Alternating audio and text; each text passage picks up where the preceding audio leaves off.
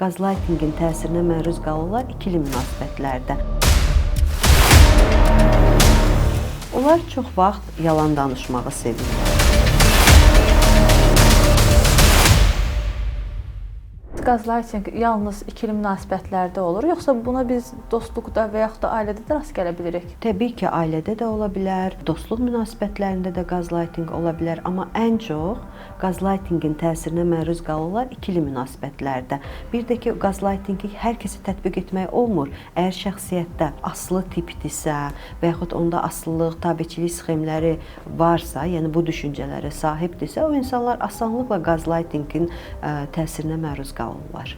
Qazlaytinq tətbiq edən insanlar hansı davranış formalarına sahib olurlar? Onlar çox vaxt yalan danışmağı sevirlər, manipulyasiya etməyi sevirlər, çünki onlar çox yaxşı manipulyatordular. Dediklərini daim inkar edirlər. Məsələn, bugün bu sözü deyiblər, sabah onun tamamilə əksini deyirlər və belə bir şeyi deməmiş kimi davranırlar.